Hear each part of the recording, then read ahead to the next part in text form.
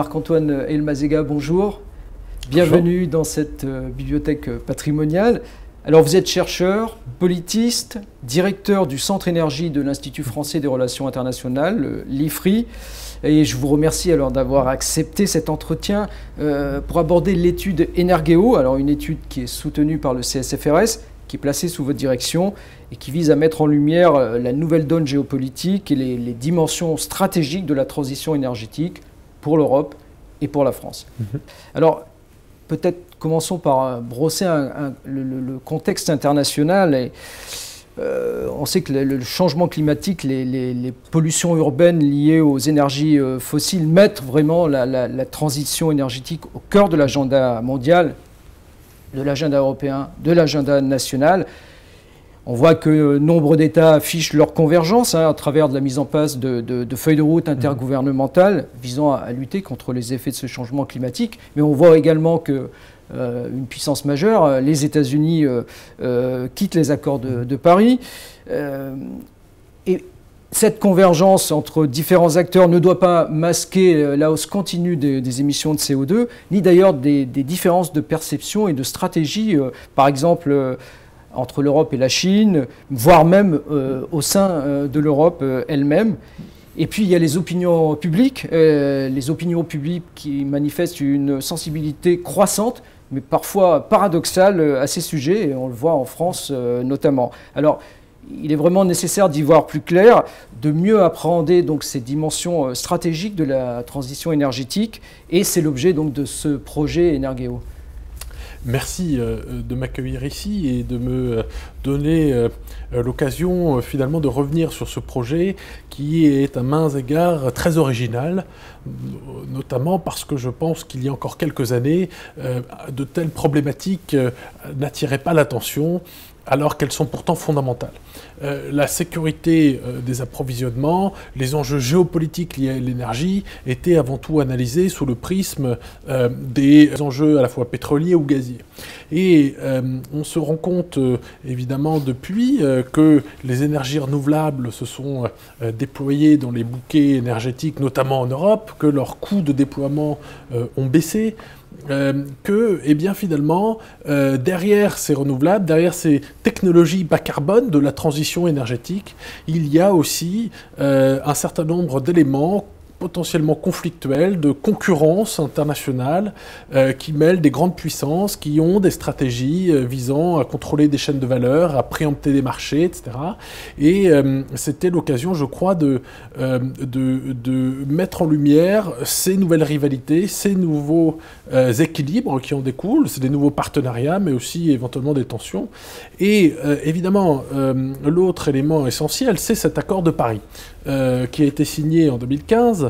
Alors, on le sait depuis à peu près 2002, au moins que la maison brûle, mais le fait est qu'il y a désormais un engagement ferme de la part de la quasi-totalité des États au monde de réduire les émissions de CO2 pour limiter l'accroissement des températures à l'horizon 2100 à moins de 2 degrés et, si possible, à 1,5 degré. Et cet accord avait été une réussite extraordinaire, mais évidemment, vous l'avez souligné, quelques mois après cet accord, eh bien, le premier coup de tambour ou de saumon s'est arrivé avec les premières déclarations du président Trump se demandant à quoi bon finalement rester dans l'accord, et puis jusqu'au jour où il a officialisé la sortie. Il faut bien préciser que pour l'instant, formellement, les États-Unis sont encore membres, encore jusqu'à fin 2019, et participent d'ailleurs aux négociations. Alors, évidemment, il y a des pays, dans cette constellation de pays, il y a ceux qui sont responsables de ce changement climatique. Et là-dedans, il y a bien sûr les États-Unis, et il y a en gros le monde occidental, l'Europe, qui ont été les grands émetteurs au cours des 200 dernières années. Il y a ensuite des pays qui sont très peu responsables de ces émissions, mais qui vont en être parmi les premières victimes de ce changement climatique. Je pense à un certain nombre de pays d'Asie du Sud-Est ou d'Afrique. Et il y a les nouveaux pays émergents, les géants, comme la Chine, qui est devenu le premier émetteur au monde, qui en effet alors fait partie de l'accord, a facilité sa mise en œuvre, mais qui a une stratégie encore ambivalente. sa priorité pour l'instant, c'est de dépolluer ses villes. Les améliorations dans la qualité de l'air sont évidentes et le moyen d'y parvenir, c'est avant tout le gaz naturel qui vient remplacer progressivement le charbon. Ce sont des politiques d'efficacité énergétique, c'est le déploiement d'énergie renouvelable, du nucléaire en Chine, qui a permis finalement de stabiliser le rôle du charbon dans le bouquet électrique chinois. Mais alors, cette ambivalence, elle vient toutefois du fait que à l'étranger, la Chine continue de financer des projets de centrales à charbon et sa stratégie climatique, finalement, à ce point-là, est assez éloignée de celle, par exemple, de l'Union européenne, où la majorité des pays, des grandes banques multilatérales, etc., ont décidé d'arrêter, par exemple, le financement de centrales à charbon. Alors, je vous propose, alors peut-être après avoir brossé le contexte général, de faire un tour d'horizon des différents chapitres ou des différents points sur lesquels l'étude a insisté. En commençant par les métaux dits critiques, hein, et vous avez parlé des énergies nouvelles, solaires, l'éolien, ces énergies présentent de nouvelles vulnérabilités justement liées à la disponibilité de ces métaux critiques avec des enjeux géopolitiques, économiques, environnementaux sur lesquels vous pouvez revenir. Effectivement, on se rend compte que ces métaux critiques sont finalement le carburant de ces technologies bas carbone. Ce sont les éléments absolument essentiels à leur construction, à leur diffusion. Et comme dans le secteur pétrolier, ces ressources ne sont pas disponibles à l'infini partout. Pour l'instant, l'extraction, par exemple, du cobalt est concentrée en République démocratique du Congo. Et si l'on va au-delà de ce premier constat et qu'on regarde quels sont les acteurs qui sont actifs dans le domaine de cette extraction, eh bien on retrouve des entreprises pour l'essentiel chinoises ou alors enregistrées en Suisse. Le deuxième élément, c'est que l'autre partie du cobalt produit dans le monde, elle est pour l'essentiel en Chine elle-même.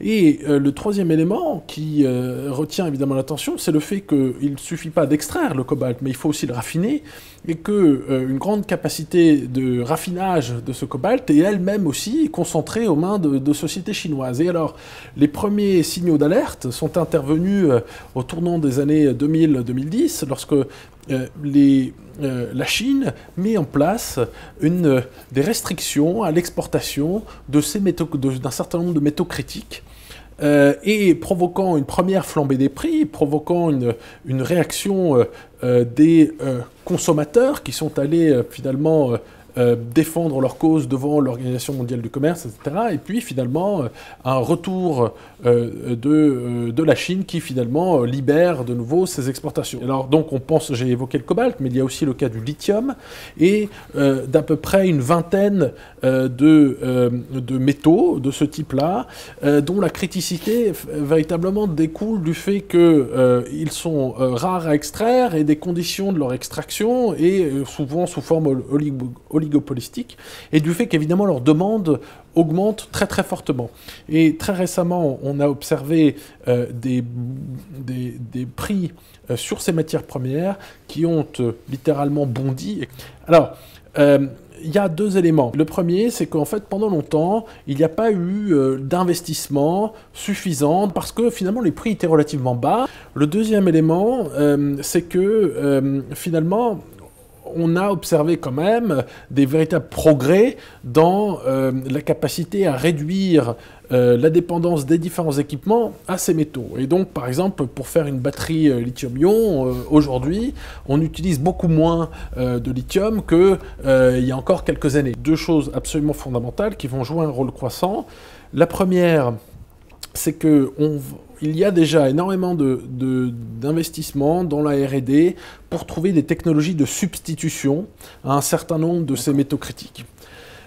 La deuxième, c'est qu'il y a un pan entier qui est pour l'instant inexploité, c'est le recyclage de ces métaux critiques. Cela va devenir un enjeu absolument fondamental. Il y a encore quelques années, on mettait en avant l'efficacité énergétique comme étant la principale ressource disponible et qu'il fallait à tout prix renforcer. Mais il y a une deuxième ressource, tous ces métaux, tous ces équipements, ces plastiques, etc., qu'on va pouvoir récupérer au lieu d'être jetés avec des conséquences terribles, évidemment, pour l'environnement. Justement, alors, pour rebondir sur ce que vous disiez, vous parliez de l'efficacité énergétique, qui est un des enjeux clés que vous avez abordé lors de cette étude, hein, et en particulier pour faire face aux discontinuités de production des énergies renouvelables, hein, que ce soit l'éolien ou le solaire. Et donc ça suppose une rationalisation, une optimisation des réseaux, une meilleure interconnexion des réseaux électriques, avec des vulnérabilités associées que vous avez étudiées. Alors ces vulnérabilités, elles peuvent être de nature, je dirais, politico-commerciale, et ça pourrait être les conséquences du Brexit ou d'un accord difficile lié au Brexit. Mais ça peut être aussi des vulnérabilités de nature plus sécuritaire, hein, et là je pense au risque croissant de cybermalveillance, voire de cyberattaques. Alors ce sont des aspects que vous avez abordés. Absolument. La transition énergétique, cette intégration des énergies renouvelables dans les systèmes électriques, des énergies renouvelables qui sont intermittentes par nature. Il ne fait pas jour 24 heures sur 24, il ne fait pas soleil 24 heures sur 24, il n'y a pas du vent 24 heures sur 24.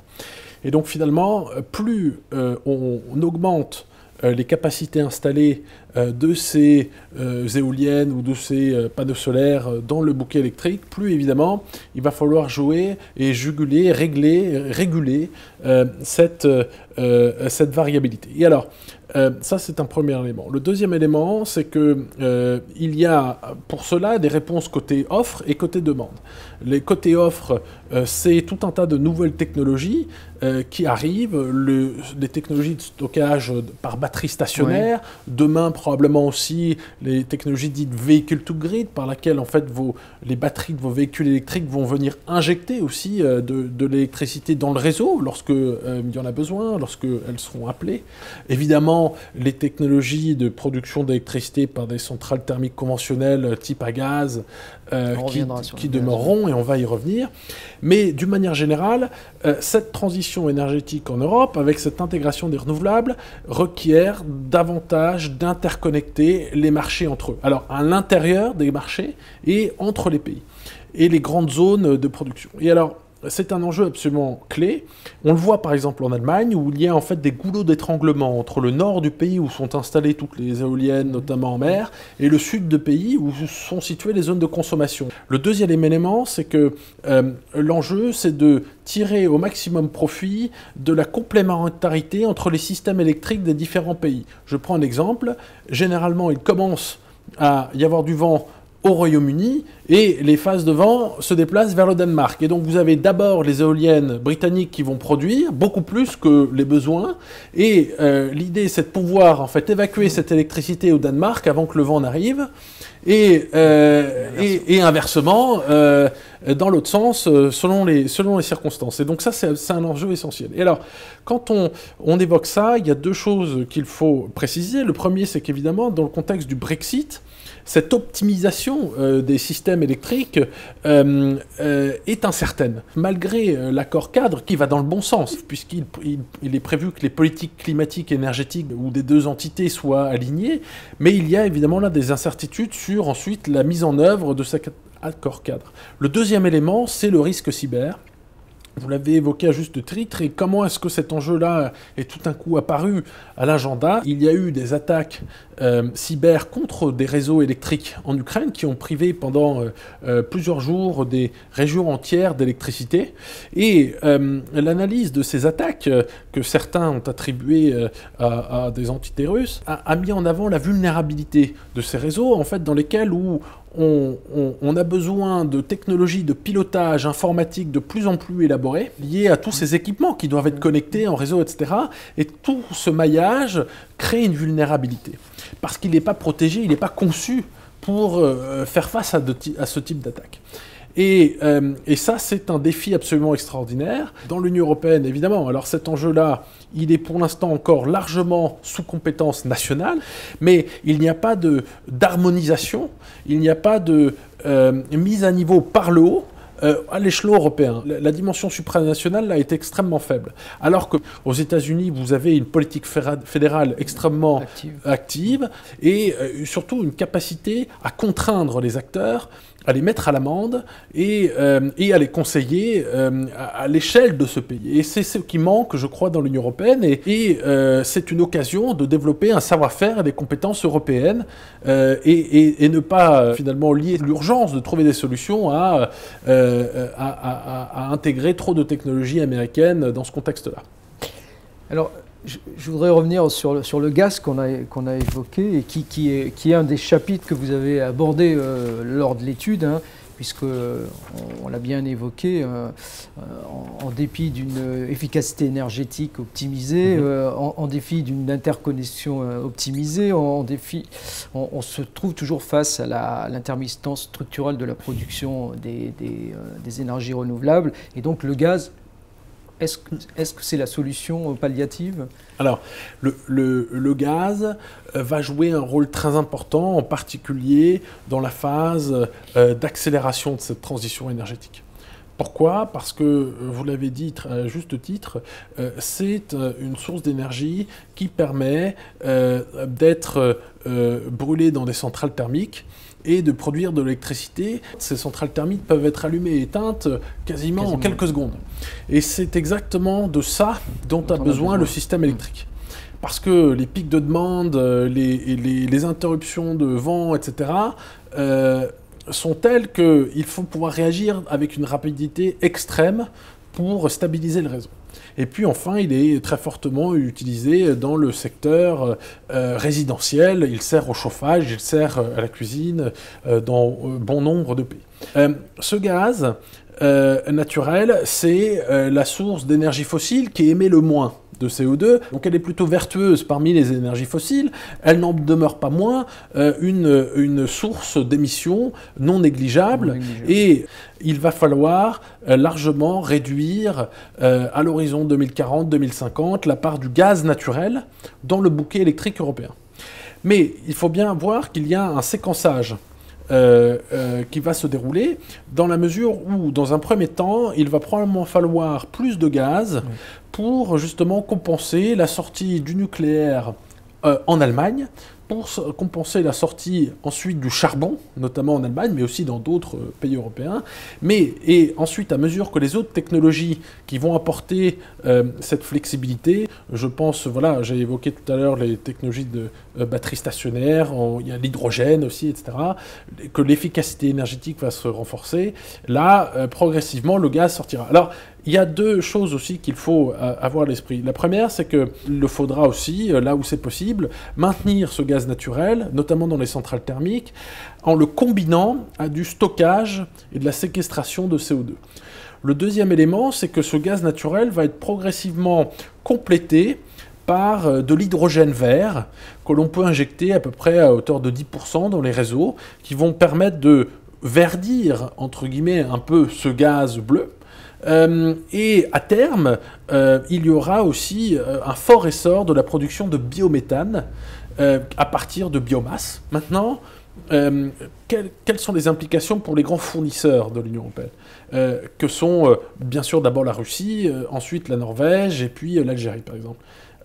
Il faut comprendre une chose, c'est que notre dépendance vis-à-vis d'eux va demeurer très forte au cours au moins des 10 prochaines années, parce que la production intérieure de gaz de l'Union européenne baisse.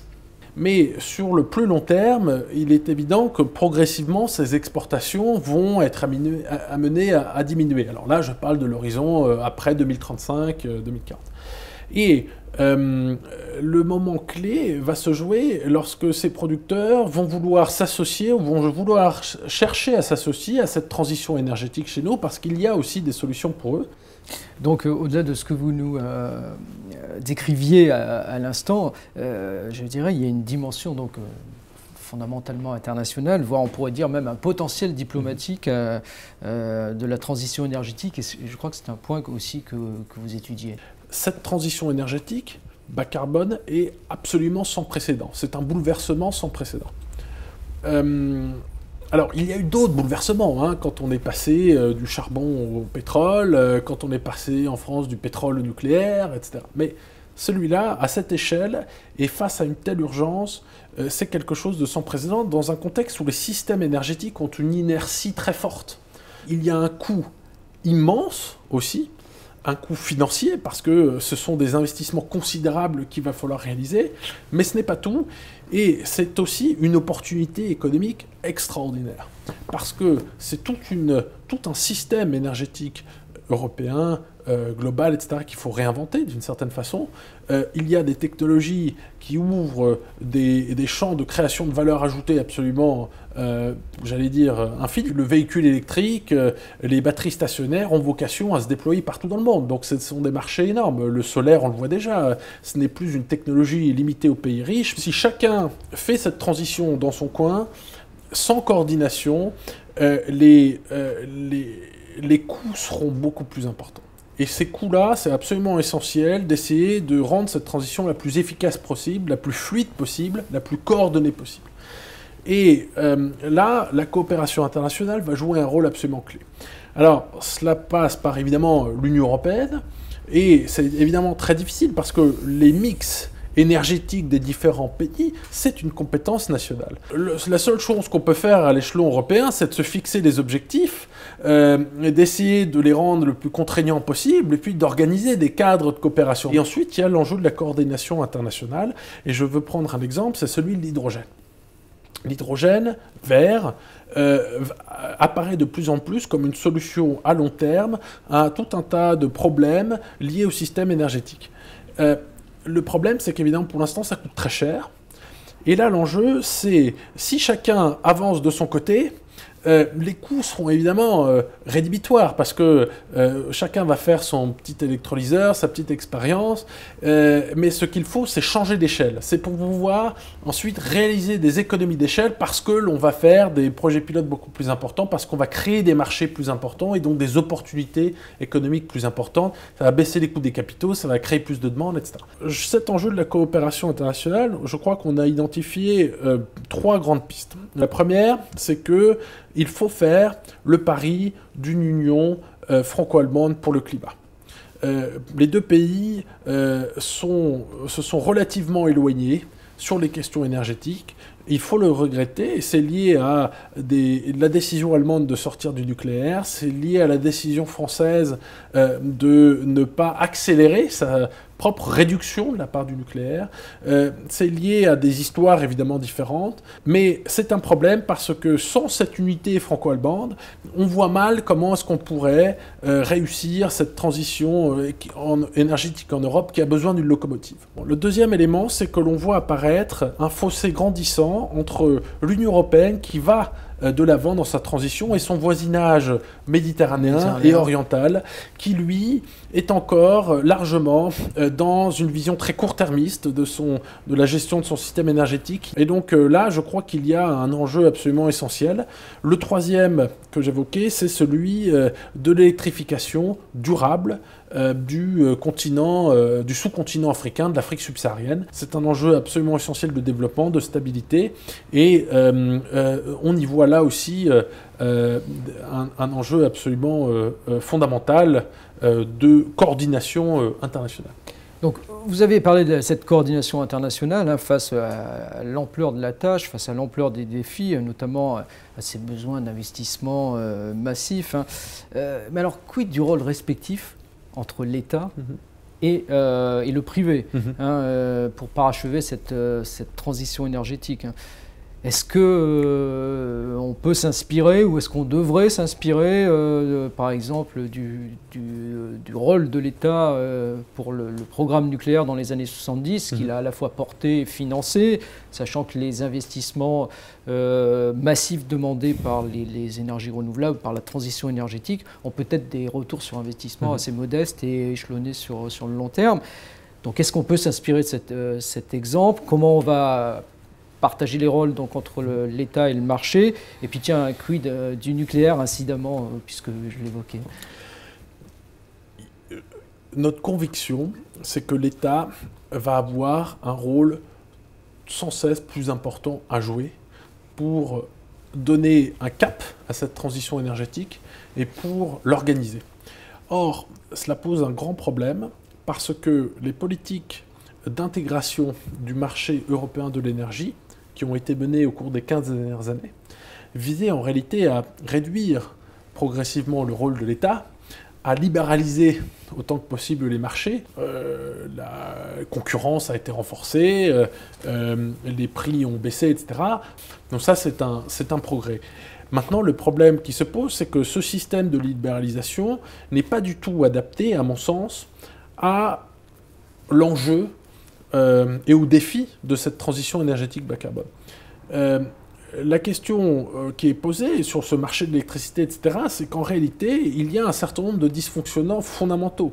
Les prix de l'électricité ne permettent pas l'investissement, ne donnent pas les signaux d'investissement à long terme aux acteurs économiques.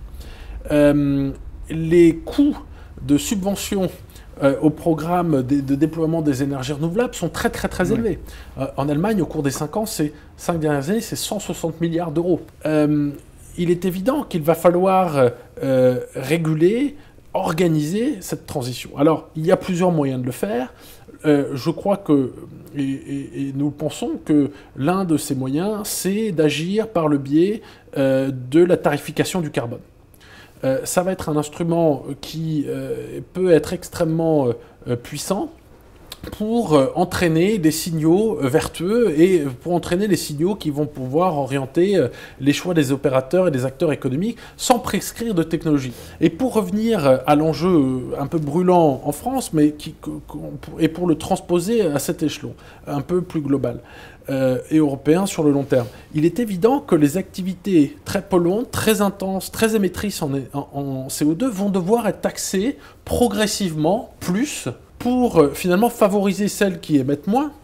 Il faut aussi que les recettes de ces taxes aillent à aider aussi le déploiement des autres technologies. Un bon fléchage. Voilà. Ça ne marchera pas autrement. Mais c'est évidemment compliqué à organiser. Il faut laisser le temps suffisant aux opérateurs économiques de s'adapter à ces changements. Il va falloir protéger aussi le marché européen de ceux qui n'ont pas de telles ambitions climatiques, qui émettraient encore davantage, qui chercheraient à en tirer un profit, un avantage économique. Il va falloir le protéger des prédateurs, de technologies, de savoir-faire, etc. Le nucléaire, dans cette transition énergétique, justement, le nucléaire, a un rôle absolument fondamental à jouer. Il faut s'imaginer ce que serait le niveau d'émission de la France si nous n'avions pas ce parc nucléaire, de centrales nucléaires. Ce serait absolument catastrophique. Cela veut dire qu'évidemment, le nucléaire est cher. Mais les énergies renouvelables sont chères aussi, les prix des appels d'offres que l'on voit, mais ces prix-là n'incluent pas la connexion au réseau et n'incluent pas non plus le coût de la flexibilité, puisque derrière, il faut qu'il y ait quelqu'un d'autre qui investisse dans une centrale à gaz ou dans une batterie stationnaire, etc., pour compenser cela. L'on s'imagine bien des pays où il y a une forte concentration urbaine et industrielle au même endroit ne peuvent pas alimenter ces zones-là avec des panneaux solaires et des éoliennes. C'est complètement impossible. Donc, vous avez des pays comme la Chine, comme l'Inde, qui construisent des tranches importantes de 2, 3, 4, 5 réacteurs au même endroit. Et là, je crois que le nucléaire est une chance. L'enjeu, évidemment, c'est de renforcer la sûreté. C'est pour la France de standardiser son offre et de ne pas dépendre de technologies, notamment américaines, parce qu'il y a là une concurrence immense. Et c'est évidemment courir le risque de se faire interdire l'exportation et bloquer finalement dans son projet. Et cela pourrait d'ailleurs arriver. Et ça, c'est un enjeu absolument essentiel de garder sa souveraineté sur cette technologie-là. Très bien. Marc-Antoine Elmazega, je vous remercie pour cet entretien, pour cet éclairage à la fois complet et précis sur les dimensions stratégiques de la transition énergétique et sur la nouvelle donne géopolitique qui lui est associée. Merci Marc-Antoine. Je vous en prie, merci de m'avoir reçu.